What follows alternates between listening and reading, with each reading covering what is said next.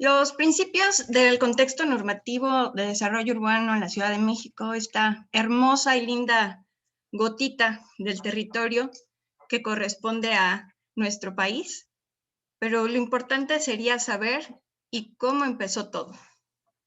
¿No lo creen? ¿Cuáles serían nuestros... ¿Cómo inician todas estas reglas maravillosas que son nuestro contexto normativo?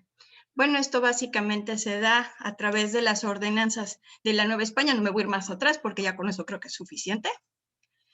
En donde en 1523 el rey Carlos I de España dicta unas ordenanzas que determinan que la estructura urbana debía ser definida de cierta manera, integrando plazas, calles, solares, y todo empezaba a partir de una plaza. Y es lo que nos establece el modelo de la ciudad hispanoamericana con una cuadrícula en torno a una plaza mayor.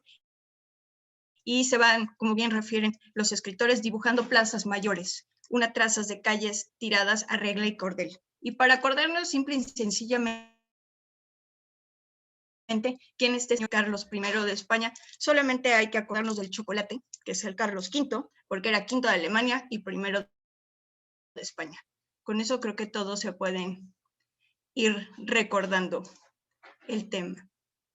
Al mismo tiempo, en esta línea del tiempo, en el resto del mundo, ¿qué nos estaba pasando? Pues en 1776 se da la independencia de las 13 colonias y empiezan en la Declaración de los Derechos Individuales. En 1789 llegan lo que es la Revolución Francesa con la Declaración de los Derechos del Hombre y de los Ciudadanos. Llegamos a los 1800 y empiezan los Borbones. Pero aquí en México, bueno, pues otras cosas estaban pendientes por desarrollarse. En ese momento, ¿qué fue lo que sucedió? Bueno, básicamente en esa época, en 1808, específicamente, Napoleón Bonaparte y el rey de España les dicen, con permiso, voy a poner a José Bonaparte, que le decían Pepe Botellas, aunque dicen que el chisme es que era abstemio, entonces nunca tomaba, pero eso es lo que dice el chisme, no, la verdad no lo sé. Estaban tratando de generar un nuevo orden. Sin embargo, los españoles no estaban muy de acuerdo con que les hubieran quitado a su rey legítimo y por lo tanto se va y se determina lo que es las Cortes de Cádiz, se sublevan, por decirlo de alguna manera, solicitan que sea repuestos, bueno, volver a poner a su rey, que es Fernando, si no mal recuerdo, cuarto, no, perdónenme, séptimo. Y se genera lo que es la Constitución de Cádiz, que es la de las Cortes de 1812. Y uno de los puntos importantes para acordarnos de este tema es que en ese momento a los cabildos en México reciben un decreto de las Cortes Generales de España, que son las de Cádiz, en donde de repente les mandaron poner el nombre de la Plaza de la Constitución a la Plaza Mayor de todos los pueblos del imperio. Se trataba de grabar en un lugar muy importante el espacio urbano y de la psique de las personas la Constitución liberal que estaba firmada en Cádiz.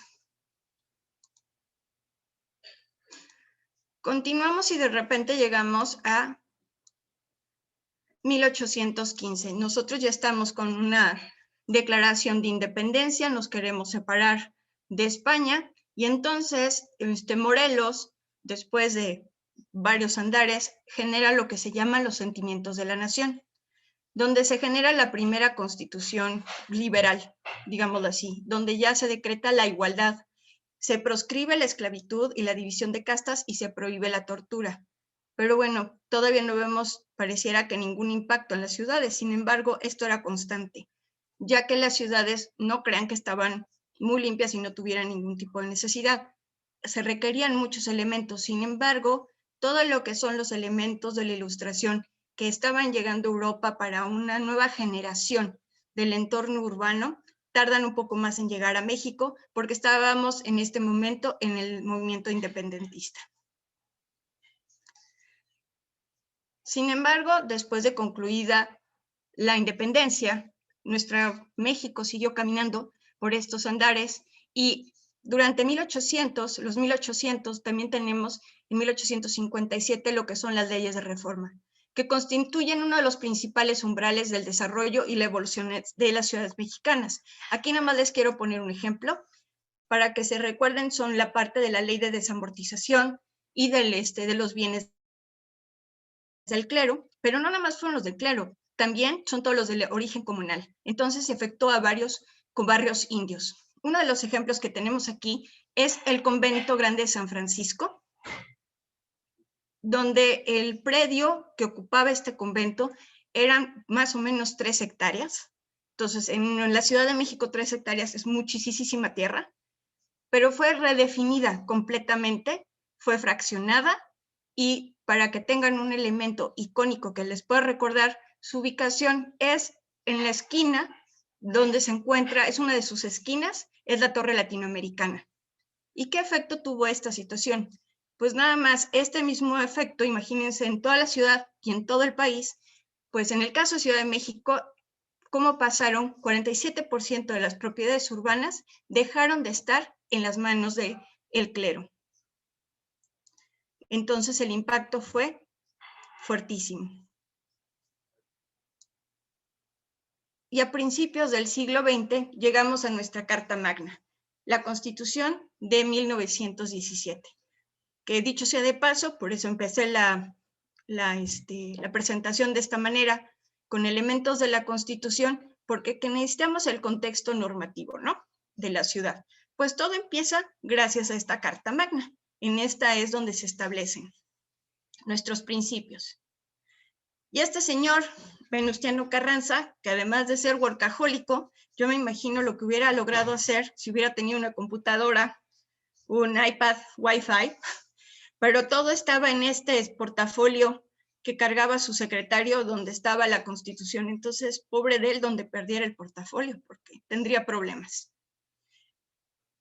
De esta manera, en el artículo 26, empezamos a ver los principios del desarrollo urbano que nos van a impactar en nuestro país. Entonces, artículo 26, el sistema de planeación se define como es democrática para el desarrollo nacional. Se genera un Plan Nacional de Desarrollo, lo mandata, al que se sujetarán obligatoriamente los programas de la Administración Pública Federal. ¿Qué es lo que quiere decir esto? Que tenemos que tener claros los objetivos, claras las metas que queremos llegar, a corto, a mediano y a largo plazo. En el artículo 27 constitucional es el que tiene mayor impacto dentro de lo que es la parte del desarrollo urbano, pero nos señala primeramente que la propiedad de las tierras y las aguas dentro de nuestro territorio nacional corresponden originariamente a la nación, y lo subrayo, originariamente a la nación, lo cual se puede transmitir el dominio a los particulares y genera 3 tipos de propiedad: pública, privada, social. La social se divide en comunal y ejidal. También determina que se dictarán medidas necesarias para ordenar los asentamientos humanos y establecer de manera adecuada usos de aguas y bosques, ¿sí? Entonces, también tenemos que tener en cuenta con este artículo algo muy importante, que se define: el suelo, que es el territorio, es un bien y no es transportable y no lo podemos reproducir en ningún otro lado. Otro elemento importante es el artículo 115, donde se determina al municipio. Ese municipio es el que va a ser la unidad más pequeña de la administración, sí, pero es la encargada y la facultada para formular, aprobar, administrar, zonificación, los planes de desarrollo urbano municipales, en que se va a autorizar, controlar y vigilar la utilización del suelo y otorgar licencias, permisos para construcciones. Y asimismo se expedirán los reglamentos. Todo el quehacer que tenemos como arquitectos, ingenieros, urbanistas, vienen de estos elementos. Sin embargo, un artículo que quiero llamar la atención es el artículo 122. ¿Se acuerdan ustedes seguramente de los elementos que nos ponían hace algunos años en 2016, 2017? Adiós, DF, hola Ciudad de México. Con este decreto se logró gracias a la reforma del artículo 122, donde se determina ahora ya la Ciudad de México como una entidad federativa, que goza de autonomía en todo lo que concierne al régimen interior y su organización. Este elemento salió apenas en 2016 y en uno de sus transitorios establece que las normas de esta Constitución y los ordenamientos legales y aplicables al Distrito Federal, todavía en ese momento, que se encuentren vigentes a la entrada en vigor del presente decreto, continuarán aplicándose hasta que inicie la vigencia de aquellos que lo sustituyan. Entonces, toda la normatividad que no haya sido posible generar un nuevo elemento, una nueva normatividad que lo pueda sustituir, continuará vigente. Un elemento que les quiero hacer llamar la atención es la que sigue. Los derechos humanos. Es súper importante. La Declaración Universal de los Derechos Humanos efectivamente es de 1948, pero como vamos a ver, nuestro país iba un poco más adelantado en esos elementos. Está integrado por 30 artículos, que son estos que ven en la pantalla, con muchos dibujitos, y básicamente son elementos que son básicos para cualquier ser humano y deben de ser respetados. Nuestra Carta Magna los establece y señala que se gozarán de los derechos humanos reconocidos en la Constitución y en todos los tratados internacionales que el Estado mexicano sea parte. Entonces, para nosotros no es un deseo, es una obligación y tenemos que cumplir con ellos. Los principios de los derechos humanos, como bien sabemos, son universales, interdependientes e indivisibles, inherentes, irrenunciables e imprescriptibles, y además son progresivos. Pero, ¿y eso qué tiene que ver con el desarrollo urbano? Muchísimo.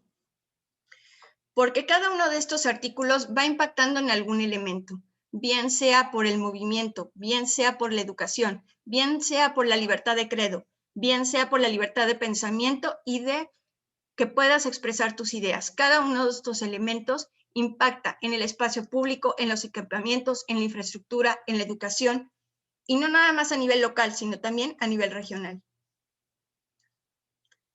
Asimismo, la Agenda 2030 establece claramente, a partir de un análisis que se hizo, que el 55% de la población mundial vive actualmente ya en ciudades. El 3% de la superficie de la Tierra es ocupada por ciudades.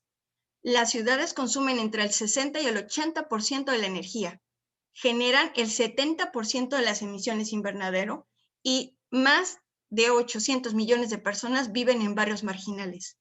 Pero al mismo tiempo, las ciudades generan alrededor del 80% del PIB global.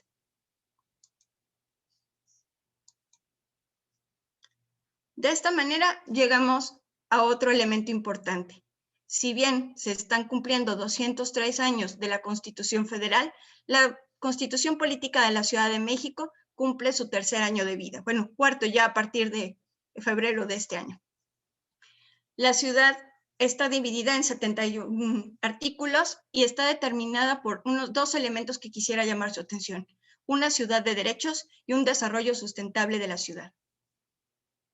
¿Por qué le decimos que va a ser una ciudad de derechos? Porque en todo su articulado establece una ciudad de libertad, democrática, educadora, solidaria, productiva, incluyente, que tenemos todos derecho a la ciudad, que tenemos derecho a una ciudad habitable y al mismo tiempo a una ciudad segura. Asimismo, en la parte del desarrollo sustentable y de manera ya específica para lo que es a nivel urbano y regional, básicamente establece el artículo 15, los instrumentos de planeación del desarrollo, el artículo 16, el ordenamiento del territorio, el 18, el patrimonio de la ciudad, y el artículo 19, un elemento súper importante, la coordinación metropolitana y regional. Sin embargo, ahorita voy a llamar su atención unos segundos hacia la regulación del suelo. En este artículo 16 ya se señala que va a haber áreas no urbanizables. ¿Por qué razón? Por requerimientos de preservación ecológica. Y va a haber una clasificación del suelo ya no de 2 en una zonificación primaria, sino de 3 elementos: suelo urbano, suelo rural y de conservación. Al mismo tiempo va a haber un uso equitativo y eficiente del suelo urbano, privilegiando a la vivienda, y una densificación que tendrá que ir de acuerdo a la capacidad del equipamiento y la infraestructura, siempre en estricta observancia del Plan General de Desarrollo y el Programa General de Ordenamiento Territorial. Asimismo, señala que se regularán los cambios de uso de suelo de alto impacto, se dotarán reservas territoriales en áreas urbanas consolidadas. Llamo la atención de que la Ciudad de México casi no tiene reservas al interior de la zona urbana, por lo cual tendrían que ser ocupados muchos de los terrenos baldíos o más bien una redensificación de algunas zonas en específico a través de procesos de regeneración. La promoción de la regularización de los asentamientos precarios que estén ubicados en zonas de alto riesgo, perdónenme, regularización de asentamientos precarios, pero que no estén ubicados en zonas de alto riesgo, de preservación ecológica o de propiedad privada. Se regulará también la obligación de los propietarios en cuanto al desarrollo inmobiliario. ¿Por qué? Porque es muy importante ver cómo se va a mitigar el impacto urbano y ambiental del equipamiento urbano y cómo se va a interactuar para que esto ayude a la infraestructura vial, hidráulica y del espacio público. Es muy importante porque este es uno de los elementos que hemos sufrido durante los muchos años que tuvimos como Ciudad de México, la no claridad de qué pasaba con estos impactos urbanos ambientales. Es importante señalar la parte del suelo de conservación. Este abarca 87.291 hectáreas en lo que es la Ciudad de México. Eso es el 59% de nuestro territorio. Se ubica principalmente en alcaldías de Coajimalpa, Iztapalapa, Magdalena Contreras, Milpalta, Álvaro Obregón, Tláhuac, Tlalpan y Xochimilco. Y la tenencia es básicamente ejidal o comunal.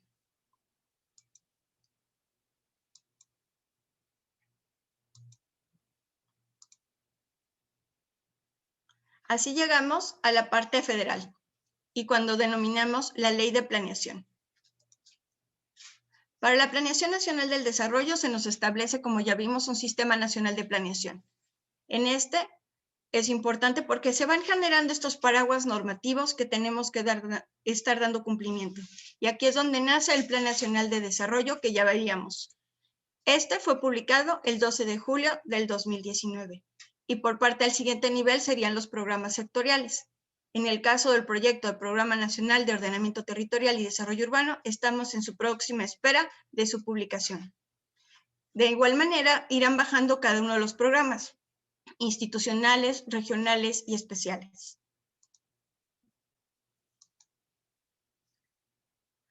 ¿Pero por qué es importante? Porque a través de la planeación se fijan objetivos, metas, estrategias y prioridades. Se garantiza que el desarrollo nacional sea equitativo, integral y sustentable. Asimismo, los proyectos y cualquier iniciativa de ley o reglamento o decreto que se quiera generar tendrán que tener relación específica con lo que señale el plan y los programas respectivos. Requiere la participación social. Se requiere coordinación y además concertación e inducción. En cuanto a la ley de asentamientos humanos, de ordenamiento territorial y desarrollo urbano, es importante señalar lo que sigue. Lo más importante es determinar cuál es la situación social que queremos atender. Y regulación del ordenamiento territorial, así como las gestiones de desarrollo urbano para poder generar y desarrollar esos proyectos específicos. Eso que requiere diferentes escalas que se determinarán en políticas de cómo atender un requerimiento social. De esta manera, el sistema de planeación del ordenamiento territorial, desarrollo urbano y metropolitano señala lo siguiente. A nivel nacional tendremos la Estrategia Nacional de Ordenamiento Territorial 2020-2024, que justamente acaba de ser aprobado y publicado en el Diario Oficial. Aquí les dejo la liga por si es de su interés. El Programa Nacional de Ordenamiento Territorial y Desarrollo Urbano sería el siguiente nivel. Este se encuentra en proceso y próximo a su publicación. Eso es a nivel nacional, pero ¿qué pasa? Que tenemos un nivel estatal, donde van a venir los programas estatales de ordenamiento territorial y desarrollo urbano. Los metropolitanos, que son los programas de zonas metropolitanas o de conurbaciones. A su vez, tendremos el nivel municipal y de centros de población a través de planes o programas municipales de desarrollo urbano, planes o programas de desarrollo urbano de los centros de población.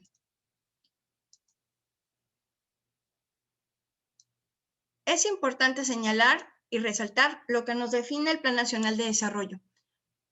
Una de sus premisas es no dejar a nadie atrás, no dejar a nadie afuera. ¿Eso qué implica? Un modelo de desarrollo que debe de ser más respetuoso de los habitantes y del hábitat. Defender la diversidad cultural y el ambiente natural. Y ser más sensible a las modalidades y singularidades de las regiones y de los territorios. Eso genera una política pública diferenciada en el territorio, de acuerdo a las necesidades y particularidades de sus habitantes, que se garantice, para con ello garantizar el derecho a la ciudad. Entonces, a partir de los lineamientos simplificados, que sería la parte más específica que les podría poner de ejemplo, ¿cuáles serían los principios de planeación para poder llevar esto que está en el Plan Nacional a nuestra planeación del desarrollo urbano y del ordenamiento territorial? Bueno, serían definidos por estos 4 principios. Primero, pongamos a la persona en el centro. Después, definamos que debe de haber una equidad, una ciudad compacta, densa y de usos mixtos, una inclusión urbana y una ciudad sustentable y resiliente.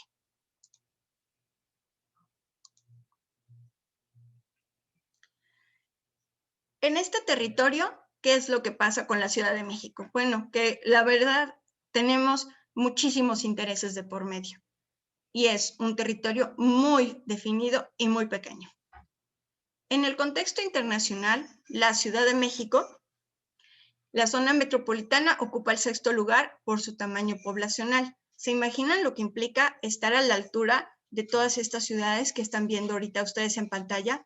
Tokio, Delhi, Shanghái, Sao Paulo, Bombay, Pekín, Osaka, Cairo, Nueva York. La diversidad, las características, no nada más del territorio, sino sociales, económicas, etc.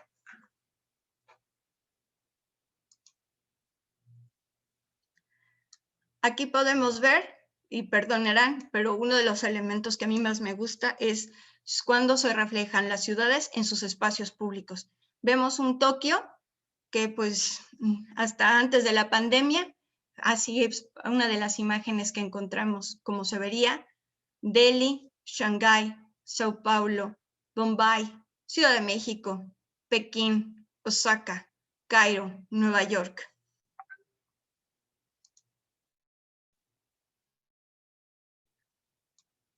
En el contexto nacional, bueno, aquí en México actualmente contamos con 59 zonas metropolitanas, con el 56.8% del total nacional. El 37% de la población de México ya habita en zonas metropolitanas. La zona metropolitana del Valle de México ocupa el primer lugar del país por tamaño poblacional.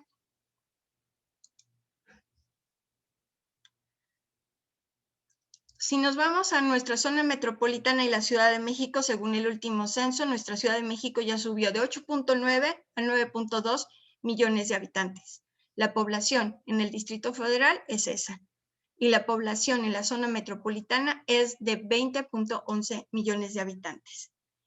En unas superficies que aquí pueden ver referidas en hectáreas.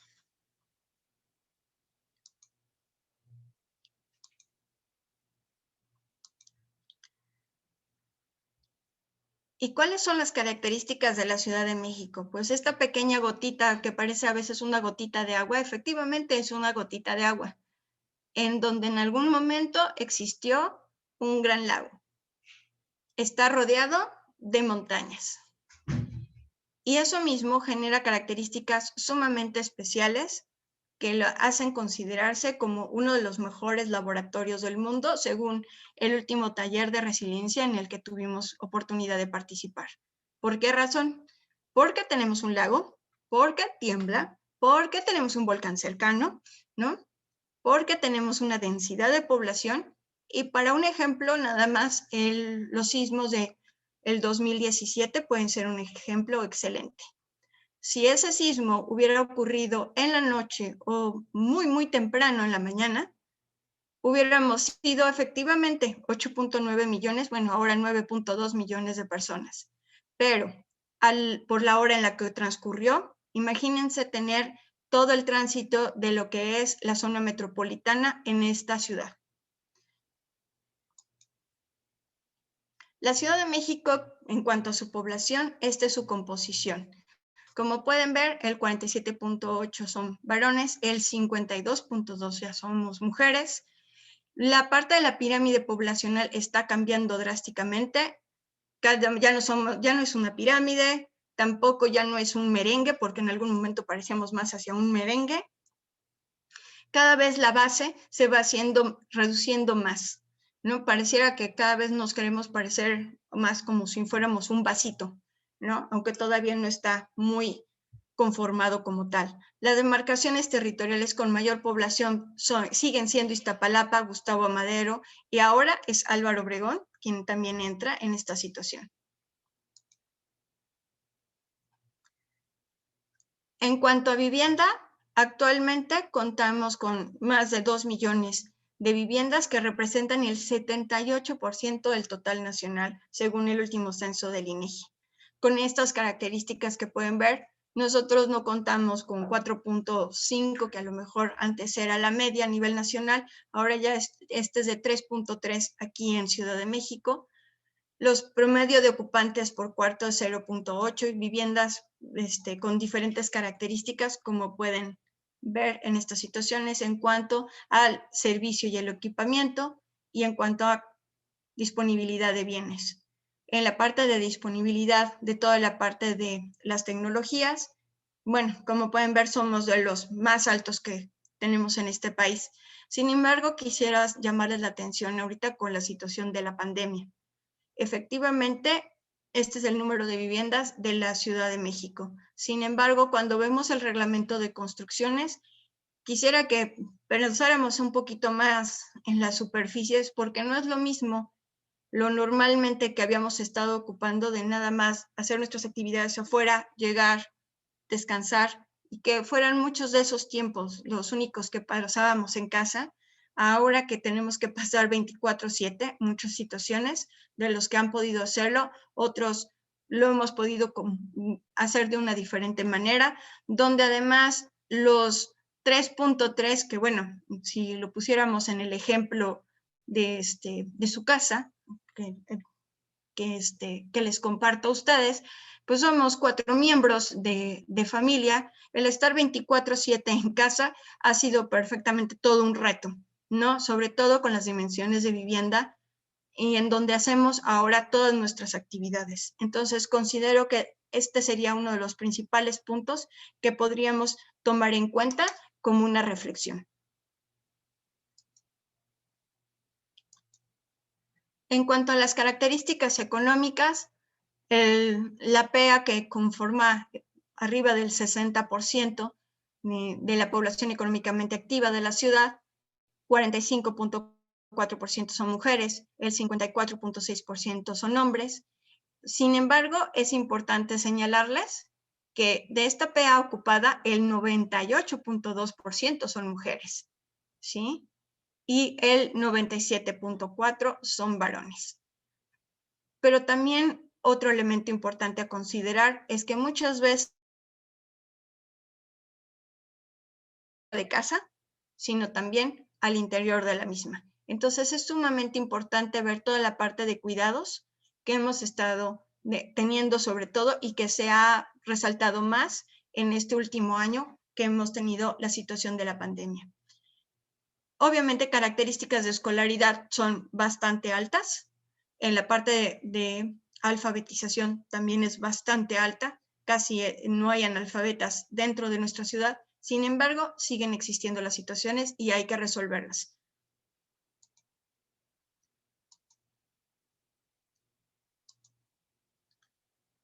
Un elemento que quiero llamarles mucho la atención, en el caso de Ciudad de México, y yo creo que en el análisis de cualquier tipo de situación a nivel urbano y regional, es la identificación de los actores.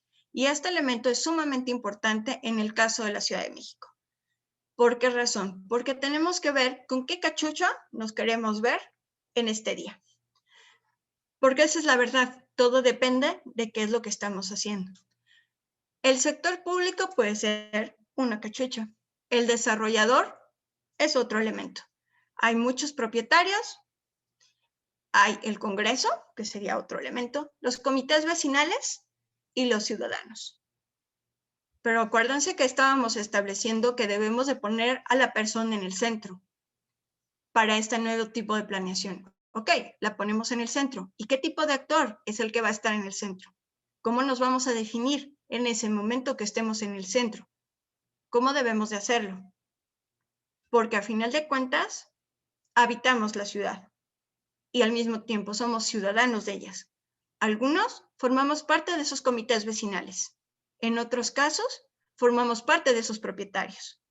En otros casos, formamos parte de esos desarrolladores. En otros casos, como su servidora, en algún punto, fui parte del sector público.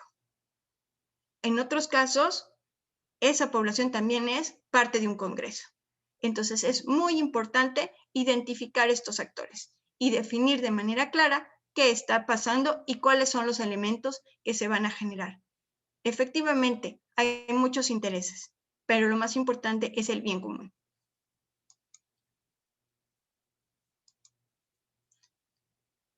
En cuanto a los instrumentos de planeación de la Ciudad de México, ahorita nos encontramos en todo un nuevo paradigma para la ciudad. Pero antes de ello, hagamos un poco de historia.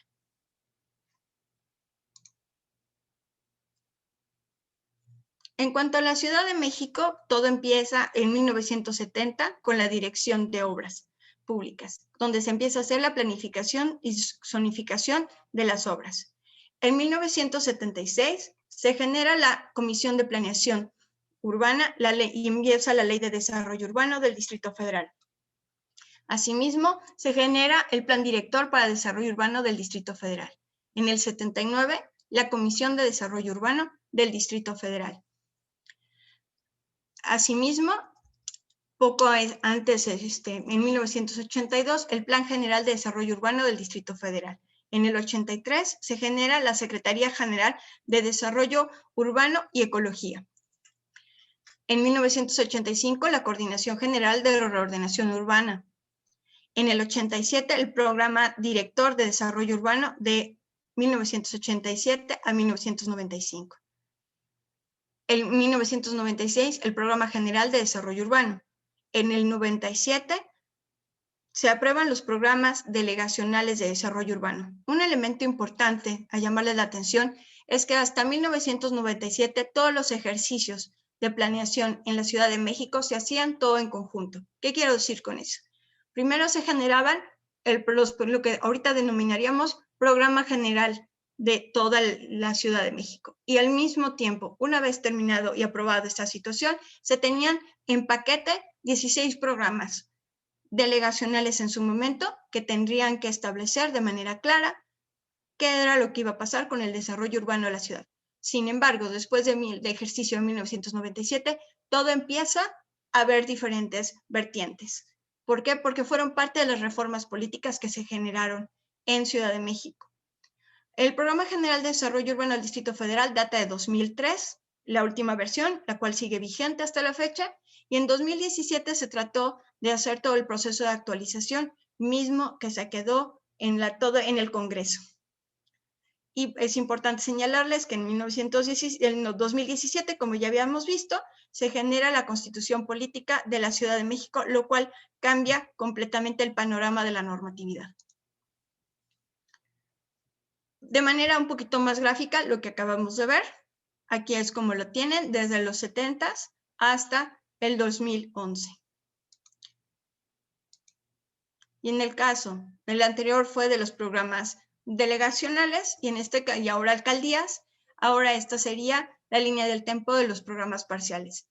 Y es muy importante señalarles que hasta este año eran 45 programas parciales, que era lo que siempre nos sabíamos de memoria ya, pero este año acaba de ser aprobado el Programa Parcial de Desarrollo Urbano Vallejo 2020-2050, a partir del Programa Delegacional de Desarrollo Urbano para la Alcaldía de Azcapotzalco.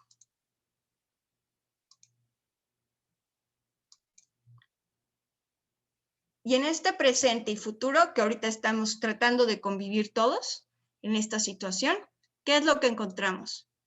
Por un lado, una normatividad anterior, que en algunos casos sigue vigente, ya que estos nuevos instrumentos, los que van a sustituir, todavía no entran en su parte de aprobación.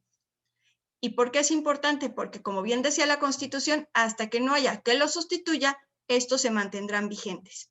Actualmente ya contamos con un director general del Instituto de Planeación Democrática y Prospectiva, y este instituto ya cuenta con una ley orgánica, que será quien nos vaya dando los elementos de normatividad próximamente. Un elemento importante a señalar es que en el 2019 se generó un programa especial de regeneración urbana y vivienda incluyente, 2019-2024, que cuando vimos, ¿se acuerdan? Todas las estratificaciones de cómo venían los programas, entraría en este nivel, como un programa especial de los sectoriales.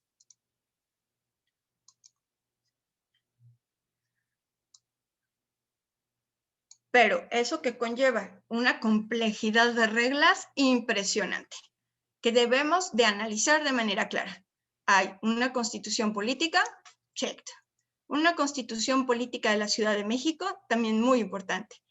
Una reglamentación interior del Poder Ejecutivo y de la Administración Pública de la Ciudad de México, que lo más importante de señalar de esto es que hasta 2019, que fue cuando ya se generó este reglamento interior, hagan de cuenta que antes parecíamos una dependencia de gobierno, como si fuéramos una secretaría. ¿Por qué? Pues porque teníamos un estatuto de gobierno. Pero bueno, ya tenemos un reglamento interior. También tenemos ya una ley orgánica, que ya fue también aprobada. Tenemos ya también una ley del sistema de planeación del desarrollo urbano, del desarrollo de la Ciudad de México, también ya aprobada.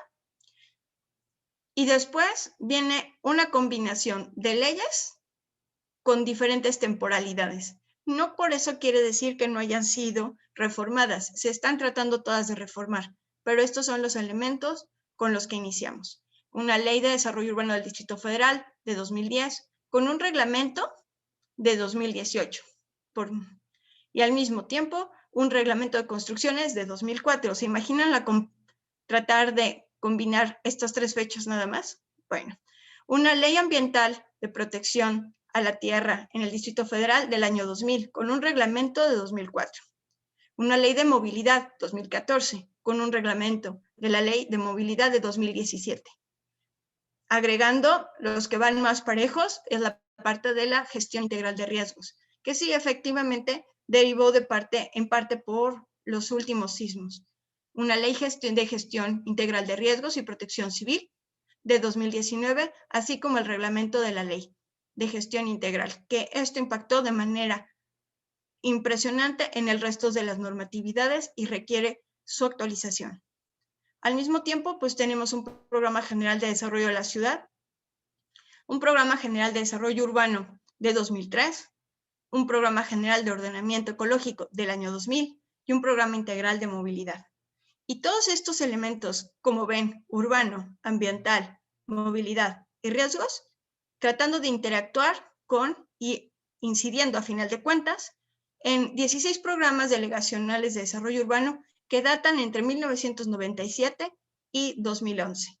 Y 46, como ya vimos, porque se agregó uno más, programas parciales de...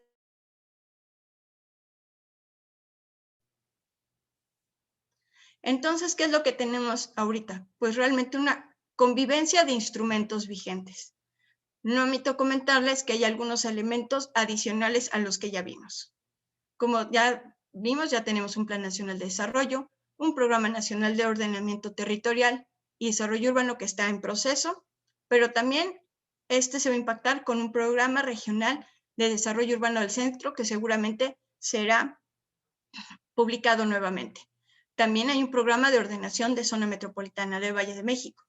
Al mismo tiempo está la Constitución y el programa general, el desarrollo urbano, con algunos instrumentos que vienen directamente de ellos, aunque ya fueron reformados según la última reforma. El programa de desarrollo urbano delegacionales y los parciales.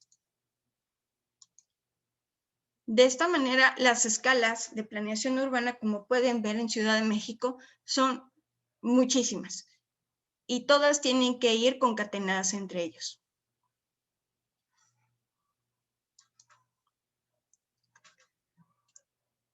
Como ya vimos, pues 16 programas de desarrollo urbano, sí, pero con peculiaridades específicas. Tenemos 8 alcaldías con suelo urbano y de conservación, 7 alcaldías con suelo urbano, 1 alcaldía con suelo urbano, bueno, más bien que serían de poblados rurales y de conservación. Con ellos se trata de precisar, en el caso de desarrollo urbano delegacionales, se tratan de precisar y complementar y se subordinan un programa general. Tienen políticas para mantenimiento, mejora y equilibrar los niveles de calidad de vida de los habitantes. Ordenan el territorio, definen una zonificación a través de usos, alturas y densidades para el mejor funcionamiento de la ciudad en su conjunto. Y también establecen normas específicas dependiendo de sus características que se definen de diferentes maneras, entre ellas áreas de actuación, normas de ordenación general, particulares y por vialidad. En el caso de los programas parciales de desarrollo urbano, que como vimos ya son 46, este es el último ejemplo, este es el de Vallejo, tratan de solucionar un problema específico en el territorio y en su población, y establecen proyectos y acciones prioritarias para las zonas en corto y mediano plazo. No sin antes señalarles que al mismo tiempo, estos también definen zonificaciones específicas con usos, alturas y densidades, y aquí encontrarán también normas específicas de áreas de aplicación de áreas de actuación, normas de ordenación general particulares o por vialidad. Estos pueden ser consultados en la página de la SEDUBI, aquí tienen el enlace para rápida referencia. Pero realmente, ¿para qué analizamos toda esta información? ¿De qué nos va a servir toda esta información? Toda esta información nos va a servir para lo siguiente. Lo primero es que generamos proyectos. Todos generamos algún tipo de proyecto o intervenimos en alguna etapa del proyecto. Si lo viéramos un proyecto de cualquier tipo de edificación, más o menos medianito, fuera una plaza comercial, un área de oficinas, a veces hasta los mismos conjuntos habitacionales, porque esa es una de las prioridades en el actual gobierno, nos está llevando más o menos en un promedio de entre 3 y 5 años. Eso es desde su concepción hasta su conclusión. Esa concepción, ¿qué implica? Si lo hacemos realmente bien, tenemos que concebir el proyecto, pero analizando la parte de las políticas públicas, o sea, la planeación, la normatividad, considera la participación ciudadana, que en el caso de Ciudad de México ya se da a través de la publicitación. Determinar todas las gestiones de desarrollo urbano que se requieren, desarrollar el mismo proyecto y hacer toda la parte de la entrega. Entonces, nada más en lo que sería la planeación de un proyecto nos puede llevar entre 3 meses a 1 año. La parte de estudio, proyectos, licencias y permisos, más o menos entre 1 y 2 años. Pero también todo dependerá de que realmente analicemos realmente la parte del análisis de políticas públicas, es decir, la parte de la normatividad. Si no contamos con un análisis certero de la situación, cualquier tipo de elemento podría llevarse muchísimo más tiempo. Una vez que se obtiene la parte de todos los estudios, proyectos, licencias y permisos y que se pueda llevar a cabo el inicio de la obra, ahí no acaba la cuestión. ¿Por qué? Porque todavía requiere de un proceso de ejecución de obra. Este proceso de obra nos puede llevar entre 2 a 3 años, durante el cual tenemos que llevar a cabo la atención de todas las condicionantes urbanas y ambientales que nos hayan determinado estos estudios, proyectos, licencias, permisos, para que cuando concluyamos la obra estemos listos para requerir lo que es la licencia de uso y ocupación y hacer la parte de los programas de protección civil, que todo esté bajo control.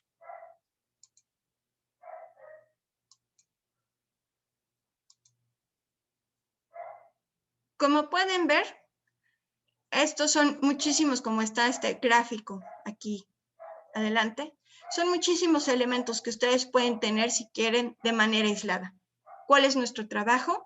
Lograr la interacción de todos ellos para que de una manera coordinada podamos lograr el llevar a cabo una adecuada planeación, un adecuado desarrollo y poniendo a la persona en el centro, un adecuado desarrollo urbano regional. Muchísimas gracias por su atención. Muchas gracias, Mari.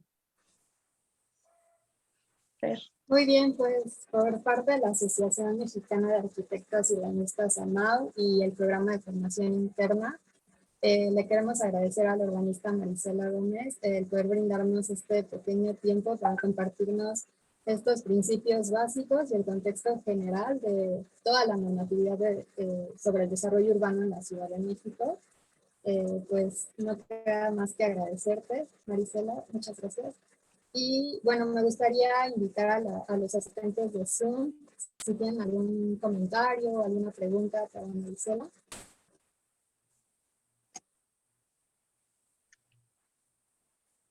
Sé que todo quedó clarísimo, Mari. Muchas gracias. Ya estoy mira, preocupada, ya estoy preocupada. la urbanista Delia López Araiza y Dulce, querida Duola. ¿Me escuchan? Porque no tengo micrófono. Ok. Muchas gracias, Marisela. Muy interesante tu presentación. A mí me habían enseñado que eran las ordenanzas de Felipe II y ahora sí que aprendí algo. No entendí. A mí también. El señor Carlos V no me dejó mentir esta vez. Entonces es Carlos V y no Felipe II. Bueno, de hecho es que fueron los dos, pero el problema es que no había teléfono, no había wifi, no había internet para que se comunicara rápidamente Hernán Cortés con el jefe en ese momento, ¿no? Que eran los reyes, ¿no? Entonces lo que encontré fue que sí, efectivamente empezaron entre los dos y los llevaron a cabo, pero lo que yo encontré es, históricamente era Carlos I, que de hecho me llamó mucho la atención porque yo lo conocía como el Carlos V, por eso me traje el chocolate, ¿no? Entonces ya después, ya revisando su monografía, ahora sí que su monografía, ya entendí por qué, pues porque era primero de España y quinto de Alemania. Yo dije, pues entonces, ¿por qué el Carlos V no se llama Carlos I? ¿No? Si es chocolate y es mexicano, ¿no? Bueno, gracias. Eso dice la envoltura, entonces ya no sé. Gracias. La ingeniera arquitecta y directora de nuestra revista, Dulce María Chávez, creo que también quería hacer algún comentario. Sí. Uy. Te escuchamos, Du. Sí te escuchas. ¿Me escuchan? Sí. Te quiero felicitar por tu exposición, Marisela, urbanista Marisela, de verdad, muchas felicidades. Y yo quiero preguntarte, de acuerdo a tu experiencia y de todos los programas delegacionales que se han hecho, ¿hacia dónde vamos? Porque anteriormente había algunas zonas donde la gente decía, no, ¿sabes qué? Solamente quiero que mi zonificación sea habitacional. No quiero ningún otro uso. Pero después van cambiando las cosas, las personas van creciendo y es bien triste porque a veces me tocó ver gente que solicitaba un cambio de uso de suelo porque querían mantenerse, aunque sea de una tienda o de una farmacia o de algo, ¿no? O que eran médicos y no podían poner un local comercial. De acuerdo a tu experiencia, ¿hacia dónde va el desarrollo urbano de nuestra ciudad? Bueno, desde mi punto de vista, vamos a dejar de tener los usos de suelo únicos, que eran antes pues solamente habitacionales, solamente equipamientos, solamente servicios, y vamos a atender a los usos mixtos. Esa es la realidad. Ya lo vimos en el tiempo, ¿no? Por eso también en parte, yo quería ponerles más gráficos de verdad de la parte histórica, pero nada más nos hubiera llevado toda la presentación 1 hora eso. Entonces, la ciudad siempre ha sido mixta, ¿no? El ser humano requiere, sí, lugares donde vivir, pero también donde trabajar y donde ejercer sus profesiones y sin grandes distancias. Y yo creo que en parte esta pandemia nos ha enseñado eso. ¿No hemos podido trabajar? Claro que hemos trabajado muchas de las cosas, ¿no? Sobre todo los que trabajábamos en oficinas, pues nos tuvimos que mudar a nuestras casas, ¿no? Con todo y nuestra computadora y lo resolvimos. El problema es la industria, ¿no? Ahí cómo le haces para de verdad darles ese tipo de características. Pero hay que entender que en algún punto, no nada más en México, sino en el mundo, existiendo siempre esas combinaciones. Y por ejemplo, les digo que me hubiera encantado poner más gráficos porque había unos buenísimos del París de Napoleón, donde agarras y dices, estaba perfecto, porque abajo estaba el taller, arriba estaba la tiendita y arriba de eso estaba la gente viviendo. Entonces, esas combinaciones de usos mixtos, digo, no los vamos a ver con una baja densidad y la tiendita y al lado va a haber la casita y en otro lado va a haber la industria. A lo mejor eso no vamos a ocurrir, pero sí vamos a tener que tener estas combinaciones. Los usos mixtos son impresionantemente necesarios para nuestros tipos de vida, no solamente porque somos gregarios, sino porque además somos muy dinámicos, muy dinámicos como seres humanos. La otra situación que yo te puedo decir es, sí, de verdad, yo lo entiendo, les aseguro que tratar, si es difícil como ciudadano y es un reto de verdad de entender la normatividad, también como funcionario público es un reto, de verdad es un reto, porque no puedes ir nada, no puedes ir más allá de la ley, de lo que te permite la ley. Entonces es muy complicada esa situación y tienes ojos por todos lados al mismo tiempo. Creen que puede uno hacer lo que quiere y no es cierto, ¿eh? O sea, de verdad, eres lo más observado y más auditado del mundo. Y la otra situación, bueno, aunque sea desde mi punto de vista y en mi ejercicio. Y la otra situación es todas estas combinaciones que justo dices, Dulce, es que sufren por un cambio de uso. Sí hay el instrumento. El problema es que tenemos que también nosotros saberlo como profesionistas para poderlos orientar a la gente qué puede hacer y qué elementos o instrumento puede ocupar. Ahorita nada más de lo que me acabas de decir, pues está la Ley de Desarrollo Urbano con el artículo 42 quinquis para superficies menores de 200 metros cuadrados que podrían hacer algo ahí. Pero también por el otro lado está la Ley de Establecimientos Mercantiles que permite hasta cierto porcentaje en tu vivienda dedicarlo para tu oficina, tu consultorio o lo que necesites. Entonces, es esta combinación, por eso les decía yo, si jalamos esta presentación para más, nos puede llevar 4 horas, ¿no? Pero no se podía. Este es un primer esbozo que se puede ir señalando y bajándolo a su mínima expresión. Pero efectivamente, es la complejidad de instrumentos y lo que era lo que les quería yo dejar ahorita de elemento para que les llevara de reflexión. Es, esta complejidad nos obliga a continuar capacitándonos constantemente por los movimientos que tiene la normatividad, pero al mismo tiempo para poder orientar de manera adecuada a la gente, ¿no? Porque si quieres poner a la gente en el centro, pues sí, a la gente en el centro, por supuesto. ¿Tú qué actor eres? ¿Qué te toca hacer? Y el trabajo que te toca hacer, hazlo bien. Y hazlo cumpliendo la normatividad. No metiendo a la gente en problemas, porque para soluciones de 5 minutos no existen. Lo que se requiere es que te capacites y realmente tengas todos los elementos claros de cómo le puedes ayudar a la gente, ¿no? Esa es la idea. Espero haberle medio acotado la respuesta. Ojalá que, como dices tú, bajen también a las viviendas de bajos recursos económicos, porque, por ejemplo, Reforma 222, creo que es hotel, vivienda, centro comercial, una serie de usos de suelo que también deberían de bajarse a las delegaciones para impulsar la economía, Ixtapalapa, Gustavo Madero, Álvaro Obregón, etcétera. Oye, yo quería preguntarte, hablabas de la modificación del uso de suelo. El 42 quinques son para giros de bajo impacto. Sí. Ahora, ¿cuál es la normatividad para giros de alto impacto? Pequeño gran detalle. Ahí ya no lo puede hacer la Secretaría de Desarrollo Urbano y Vivienda. Ahí te tienes que ir al Congreso. El que te platiqué del 42 quinquis es cambio. La palabra es diferente. Cambiar el uso de suelo.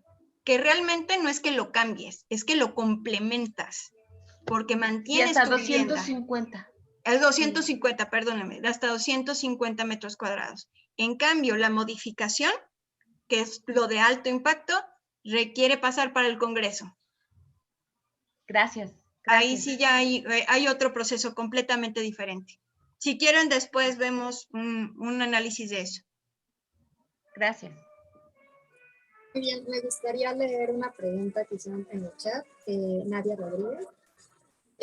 Dice, ¿cuáles serían, en tu opinión, las herramientas más eficientes de la planeación regional en México este 2021? Híjole. Está dificilísima. Híjole, a nivel regional, está muy complicada la respuesta.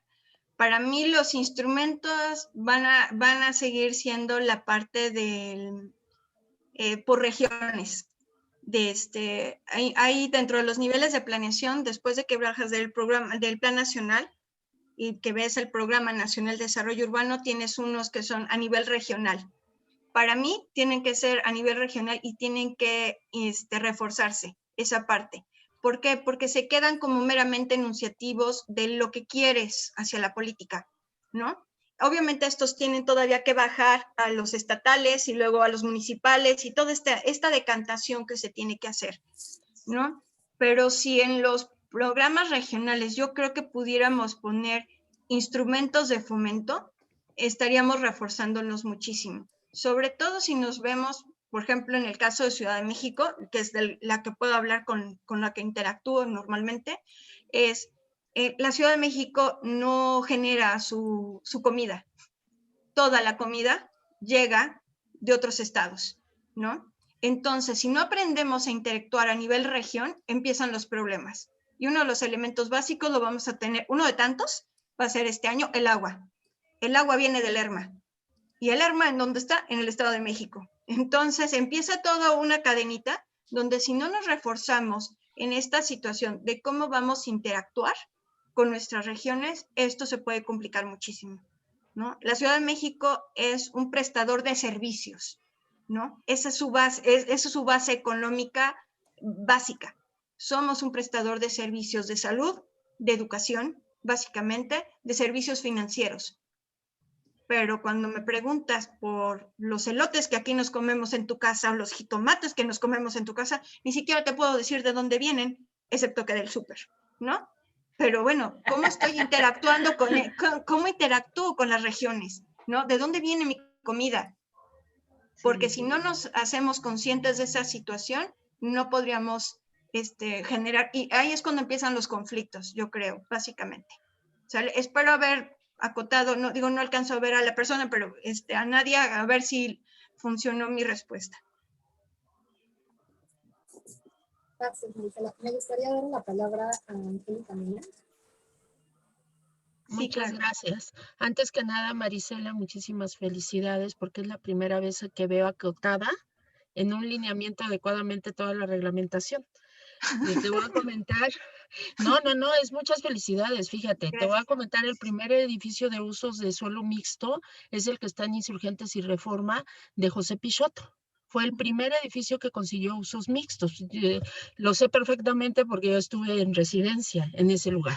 Ajá, con José Pichotto.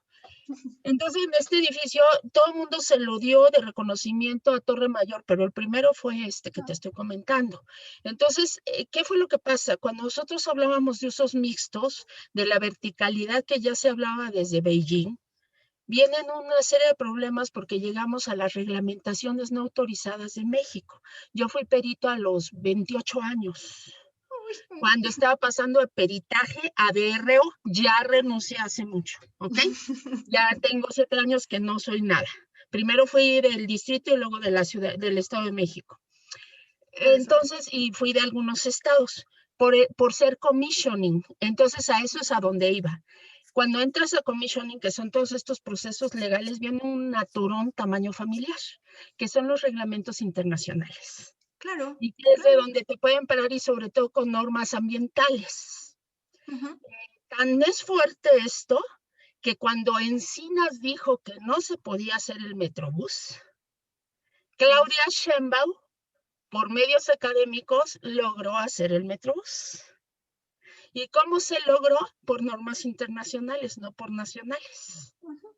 Entonces se fueron bajando desde el paraguas y esta parte es la que no nos establece la relación y de eso que nos puedes hablar, porque ahorita nos estás diciendo los puntos de conexión. Nos acabas de decir algo súper importante, ¿no? Nos viene el agua del Lerma, pero resulta que ya no hay agua en el Estado de México, o sea, el agua viene de Jalisco y resulta que ya en Chapala también se secó, entonces ahora nos viene desde Nayarit. Pero resulta que nuestro retorno de agua va hacia el Cutzamala y llega a Tula y de ahí vienen el 60% de nuestras hortalizas para la Ciudad de México. Yo soy de zona conurbada, no soy del distrito de la Ciudad de México, que antes era el Distrito Federal. Y ahorita Tula se está quejando amargamente porque no le están llegando aguas negras, porque no hay agua. Y entonces viene este proceso de retornos de agua y por eso vienen las sequías de rehidratación de subsuelo y somos el único país, más bien la única ciudad del mundo que está desecándose e inundándose al mismo tiempo. Claro. El peso del agua de julio aproximadamente con esta cantidad de agua que tenemos, porque ya no tenemos absorción en Chimalhuacán, en Chalco, en todas estas zonas de absorción, porque ya están pavimentadas, se está desecando subsuelo y le metemos agua de inundación arriba y entonces la ciudad se va haciendo esto. Y todas esas normas son ambientales. Y resulta que todas las tenemos, tan solo las normas de uso de fuego no son nacionales. Ajá. Y entonces tú nos acabas de dar una visión perfecta que nos dices, vas a tardar de 1 a 5 años solamente en lograr normas. ¿Cómo empezamos a hacer estos procesos de agilización? Y esa es la parte que te voy a preguntar. Yo trabajé mucho tiempo con esta Violeta Cruz. Sabes que era de las que manejaban reglamentación del derecho y al revés. Y este es el problema, ¿cómo agilizamos los procesos, no? Sí, yo creo que ahí acabas de tocar un quid solamente en específico. Bueno, tu servidor además, yo nací en Tamaulipas, en Ciudad Mante, Tamaulipas, entonces para mí es todo un show cuando Alfonso de repente Bovela. aprendí que todas las aguas negras de la Ciudad de México se iban al río Moctezuma y de repente iban a acabar al Pánuco. Yo decía, ¿cómo? O sea, ¿cómo? ¿Cómo logré llegar hasta allá, no? Pues sí, las agüitas fueron ahí caminando y pasan hasta allá, ¿no? Entonces yo le decía a mis papás, es que no puedo creer que de alguna manera llegaron a mi tierra, ¿no? Sigo interactuando y tocando punto en Tamaulipas en algún punto, ¿no? Mira, yo creo que acabas de dar con... Perdóname que te interrumpa en ese punto, ¿eh? Alfonso Bovela tuvo que cambiar toda la reglamentación urbana para poder hacer las rehabilitaciones de esas ciudades que tú me acabas de decir. Y nadie nos habla de Alfonso Bovela, ¿no? Como urbanista. Perdóname. No, no te preocupes. Al contrario, yo creo que hay que reposicionar a todas las intervenciones que se hacen en el país al interior, porque la verdad es que ha habido muchísimos intentos, ¿no? Algunos más acertados que otros, pero más que nada perfeccionables, porque así es la vida, todo se puede perfeccionar, no se inventa el hilo negro, nada más es cosa de irlos evolucionando. Pero en lo que tú me preguntabas en específico de la tal administrativa, bueno, es toda una fiesta porque no lo podemos hacer todos solos. Tenemos que entender que nos tenemos que coordinar, esa es la palabra clave, coordinarnos y generar realmente equipos multidisciplinarios, porque es muy sencillo a veces el decir, no, yo quiero un certificado en 5 segundos. Ok, está bien, ok, aquí está, tengo los elementos técnicos y tecnológicos para lograrlo. Aquí tienes tus 5 segundos, ahí está tu certificado. ¿Y de qué te sirve si no lo puedes usar más que para el notario? Para nada,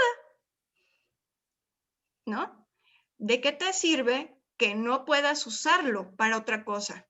¿No? Entonces, son esos elementos los que hay que ir tomando en cuenta. Cada vez que decimos esto más rápido, esto más rápido, esto más rápido, ya no me lo pidas. Claro.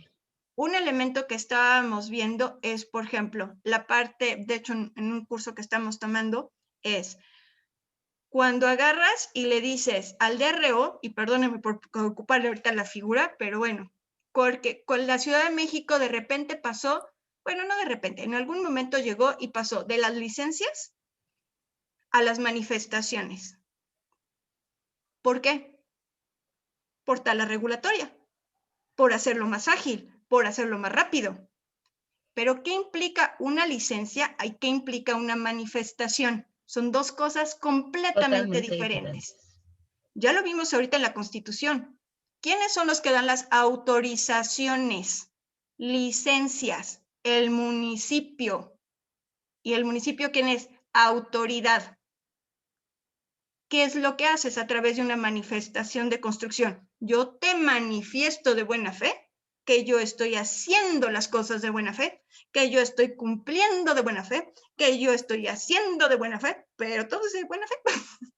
Claro, tengo un DRO, pero ¿el DRO es funcionario público o no?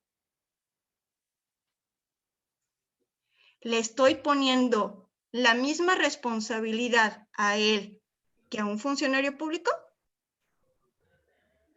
No más se los dejo ahí para irlos cuestionando. Yo creo que más, porque un DRO tiene la capacidad técnica para poder firmar de acuerdo a su especialidad en desarrollo urbano, en instalaciones o como DRO o en estructuras.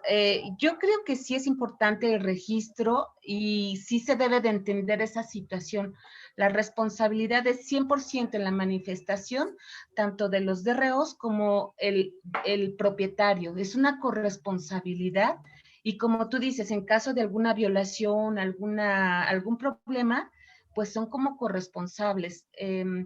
Sí es importante considerarlo, como dices, es diferente a una licencia, porque no es una autorización, y puede ser revocable, ¿no? Sí, o anulado el registro de manifestación. Y me atreví a preguntar esto por un caso único. Discúlpame que te haya interrumpido, Marisela. ¿Te acuerdas cuando se hizo la rehabilitación del Centro Histórico 91, 94? Fue en el tiempo, fue saliendo, bueno, tú eras muy chavita, ¿ok?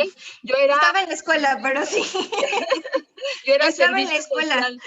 Yo estaba en servicio social, ya estaba en la escuela también, ¿sí? Y entonces me toca, mi jefe era el de edificios especiales, y es cuando se hace ventanilla única en el Colegio de Arquitectos. Y van todas las especialidades, o sea, va en ese tiempo, no me acuerdo si era Sedesol, pero va todas las instancias que tenían que firmar, va un representante del Colegio de Arquitectos, y de ahí se revisan todos los edificios, y de ahí se firma la autorización. Entonces, lo que salía en un año, empezó a salir en 2 meses. Pero todos estaban en conjunto y en la tarde haz de cuenta que se juntaban. Yo lo conozco bien porque nos tocaba doblar planos, o sea, no era un plano, eran las heliográficas y nos tocaba doblar 500 planos al día, ¿no? Entonces estábamos y escuchábamos las conversaciones de los representantes de cada instancia, ¿no? INA, INBA, todo lo que se necesita. Entonces, ¿qué es lo que pasaba? Llegaban a acuerdos más rápidos porque estaban los representantes juntos. ¿Qué pasó después? No sé qué pasó, pero quitaron la ventanilla única y lo que tardaba primero 1 año, luego tardaba 2 meses, después tardó 2 años. Y entonces los expedientes, imagínate todo el proceso, porque además empieza a haber este problema entre INA e INBA, porque ya los edificios no son históricos, pero están en primer cuadro, y entonces empieza toda la pelea entre, sobre todo en la zona de patrimonio. Qué cosa tan impresionante, ¿no? Y cuando viene ya patrimonio ambiental, dice, ya no salió ningún edificio. Entonces, era aquello de verdad para asustar. ¿Qué pasó con François Tomás? François Tomás lo trae Salinas de Gortari a hacer todo este proyecto, Alameda, Santa Fe. ¿Y qué pasó? Pues nada más conocemos Torre Mayor, diseñada, Torre Reichmann, diseñada en 1989, un edificio postmoderno que se construyó en el 2000 y hasta viejo se veía, ¿no? Porque no hubo un proceso, o sea, fueron del 89 al 2000, son 11 años. Y se perdió toda la estructura. Primero fue la caída, primero fueron los permisos, después la caída económica y luego la reestructuración de permisos. Y fue las transferencias de dominio y fue todo lo que se tuvo que hacer. O sea, Reichmann tuvo que meter toda la fibra óptica de Reforma. Entonces, sí, eso fue su acuerdo para la transferencia de dominio por la altura. Entonces, todo ese tipo de cosas dices, ¿y cómo agilizas eso, no? Por eso te lo preguntaba, Marisela, porque de repente no podemos perder las imágenes, la DRO ni las corresponsabilidades, y ahora debería de haber una cuarta corresponsabilidad, que es la ambiental. Ya existe. De No, hecho, la corresponsabilidad no como existe. corresponsable, pero sí existe sí, desde hace activo muchos, administrativo. hace 20 años yo soy responsable en esto. Pero aprovechamos una pequeña interrupción en muchos sentidos. Bueno, vamos a intentar aglutinar las preguntas de Facebook, porque ya hay algunas por ahí, y aprovechar el comercial de que la maestra Angélica Muñoz nos va a acompañar con un recorrido sobre las distintas conferencias y cumbres de sustentabilidad. El 26 de abril a las 8 de la noche, Angie nos va a estar acompañando. Lo vamos a estar publicando en nuestras redes. Entonces, ahora sí que ahí sí, Angie, nos vas a tener que ayudar mucho en grandes explicaciones. Por lo pronto, damos la palabra a Fer, que nos va a hacer las preguntas de Facebook. Gracias. Claro, gracias, Lau. Bueno, en Facebook preguntan, ¿cuáles cree que sean los mayores problemas por los que los proyectos de movilidad ciclista se vean alentados con respecto a la normatividad de la Ciudad de México? Y ¿cómo se puede promover o convencer para realizar proyectos sustentables y sostenibles con las ciclovías con la ciclovía extranjera hecha en la segunda sección de Chapultepec? Ok, el tema de movilidad es, híjole, enorme en sí. Yo creo que no sería la indicada para darte tantos elementos. Te puedo dar mi punto de vista, básicamente.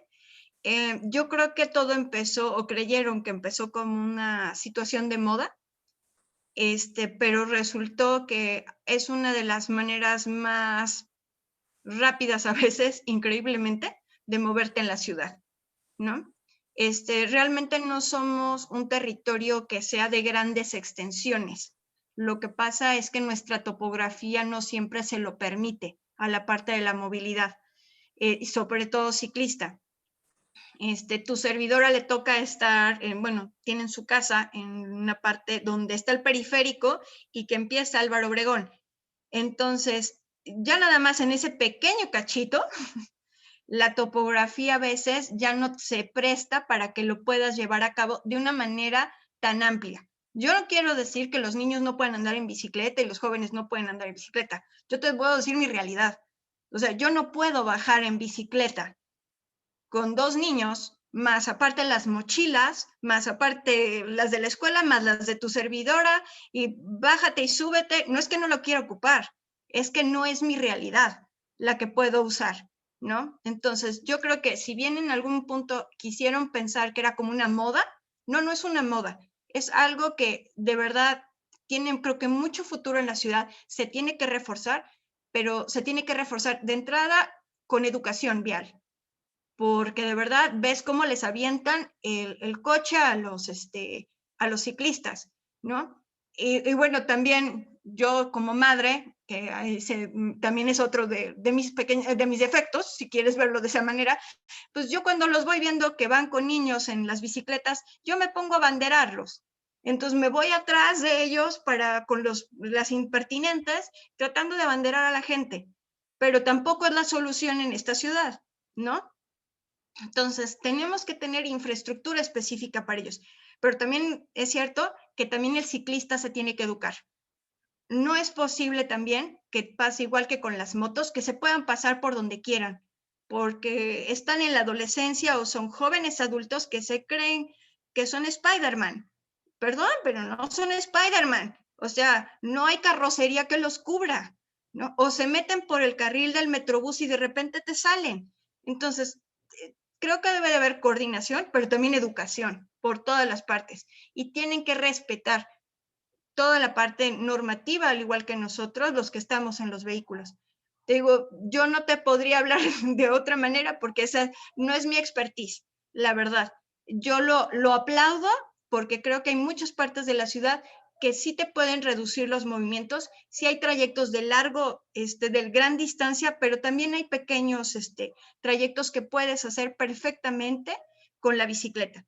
Y, por ejemplo, yo he tenido personal, tengo 2 maravillosas servidoras públicas que adoro, que se la pasaban en la bicicleta cuando trabajábamos en Sedubi. ¿Por qué? Pues porque era mucho más sencillo llegar en el metrobús y luego otro cacho en la bicicleta, o movernos a las oficinas centrales y demás por ese medio.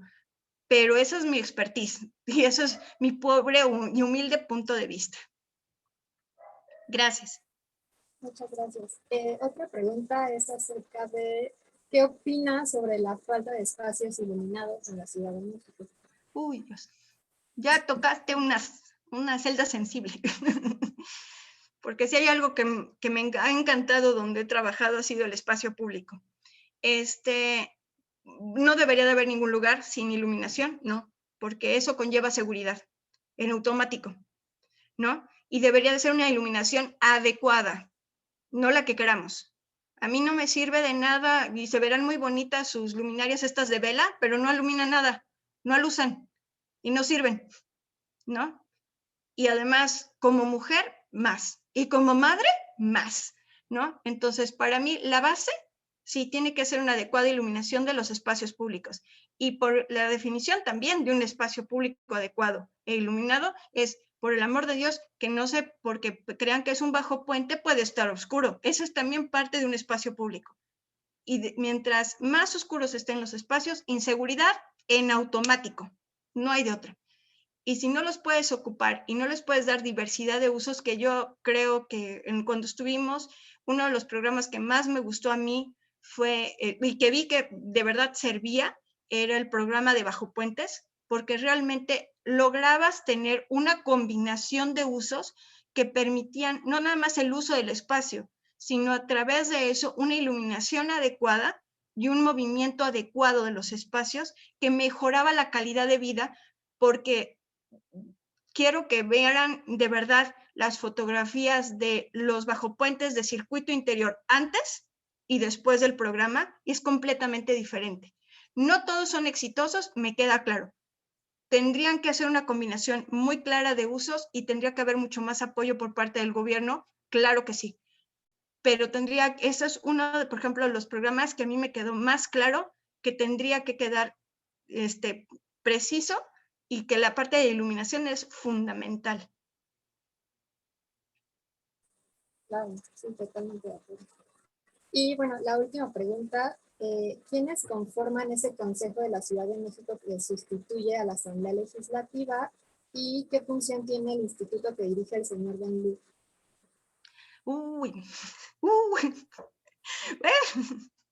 Bueno, el Congreso es el Congreso. Vamos a tener nuestros propios diputados. Además cambiaron de figura. Eso no, a ver, tranquilos y no pasa nada. Cambió de Asamblea Legislativa a Congreso. Eso es todo. Pero son diputados, ¿no? Nos siguen representando a todos, ¿no? A todo, cada uno de los habitantes de esta hermosa ciudad, pues todos son representados por ellos. Eso no pasó absolutamente nada. Hasta donde yo sé, tienen el mismo trabajo. Tienen que agarrar y revisar todas sus propuestas para hacer la normatividad. Son el legislativo, nada más y nada menos que el legislativo. Entonces de ellos dependemos nada más para todos los programas de desarrollo urbano que próximamente se puedan generar en esta ciudad, su actualización. Y lo del instituto, bueno, es una nueva figura que viene definida desde la Constitución. Un símil para ponérselos de ejemplo es en algunos otros estados y a veces hasta municipios está lo que es el INPLAN, que es el que realmente se dedica a generar todos estos instrumentos de desarrollo, pero viéndolos de manera integral. Ahorita lo que tenemos en Ciudad de México, como pudieron ver en las láminas que les pasé, yo sé rapidísimo, pero es un programa general de desarrollo urbano y un programa general de ordenamiento ecológico. Bueno, Ahora lo que va a hacer el instituto es hacerle ¡puc! Y va a generar uno solo, ¿sí? Una sola figura, que va a ser un programa general de ordenamiento territorial, en donde va a venir una parte de desarrollo urbano y una parte de ecológica. Pero ya va a estar todo en esta simbiosis. Y de verdad no tienen idea de cuánto se luchó dentro de la administración para lograr llegar a un instrumento consensado. Porque en muchos elementos, les voy a poner un ejemplo. Si ustedes revisan realmente la Ley de Desarrollo Urbano, dice que puede haber un estudio de impacto urbano-ambiental. ¿En dónde? En la Ley de Desarrollo Urbano. Y entonces, ¿cómo voy a interactuar urbano-ambiental si esta es nada más urbana? Cuando nada más tengo un programa de desarrollo urbano por este lado y un programa de ordenamiento ecológico por el otro. Esa parte de interacción ha sido toda una situación. Entonces, eso es a lo que una de tantas cosas que va a hacer el instituto, ¿eh? No me quisiera yo explayar para más, porque de verdad, ese necesitaría ser revisado con punto y coma, porque sí, son muchas las situaciones y de verdad tienen una tarea titánica. El instituto, que yo espero que el doctor Benjuren nos lleve a buen puerto.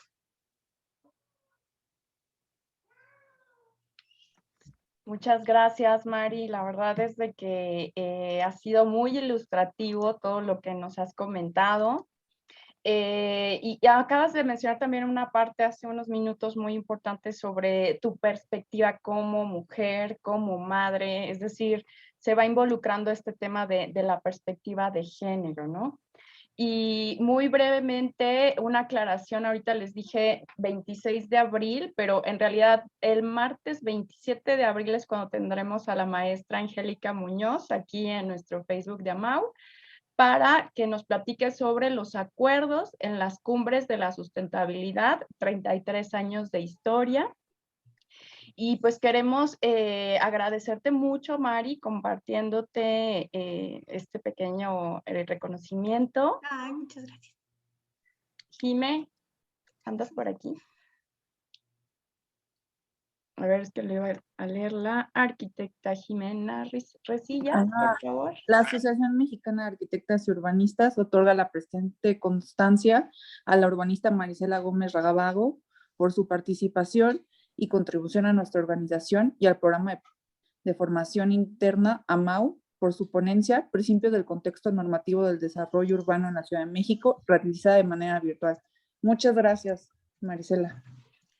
No, pues muchas gracias a ustedes, de verdad.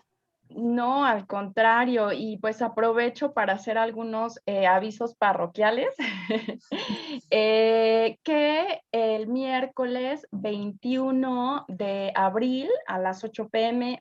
por aquí mismo tendremos a la doctora Carla Alexandra Narciso Filip, que nos apoya mucho también con la revista MAU.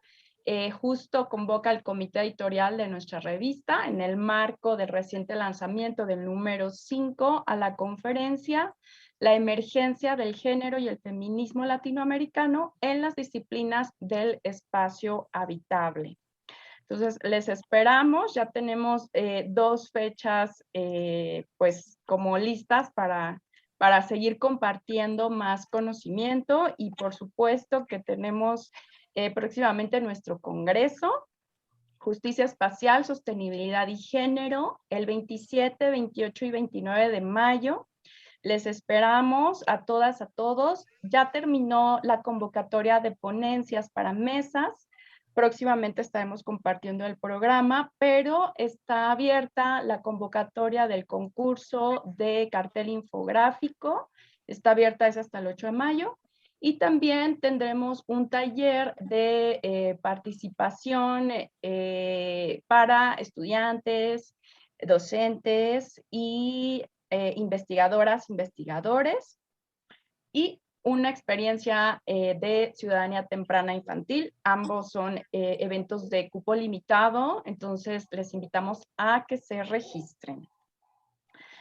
Pues muchísimas gracias de nuevo, urbanista Marisela Gómez. Es un gusto tenerte en AMAU y que seas pues miembro activo de nuestra organización. Estamos muy contentas y agradecemos a todas y a todos por su acompañamiento, su interés, sus preguntas, sus comentarios. Te dejan ahí algunos comentarios en nuestro Facebook, entonces si quieres por ahí también contestar, pues está... Sí, prometo al ratito meterme. No, pues al contrario, y les esperamos próximamente. Muchas gracias.